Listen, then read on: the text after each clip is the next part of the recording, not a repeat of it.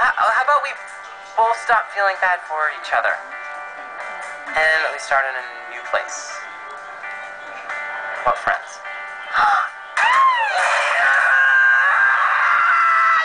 Take the pain! Sorry. Oh. Hey, Macy. What's going on? I thought you'd still be really upset. Oh, I feel better because Kevin apologized to me. And Stella, none of this would have ever happened if you would have told me I wasn't a good singer in the first place.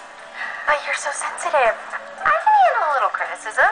You remember that basketball game when I missed a shot at the buzzer and we ended up losing by 1 point? Oh yeah, of course I do. You're on the front page of every newspaper in the county. The point is, right, that now I'm the leading scorer in state. You don't have to treat me like a little helpless bunny. All right. You got it, sister. And you know, I promise to tell the truth, no matter how bad it hurts. Oh, really? Then tell me what you honestly think of my sweater.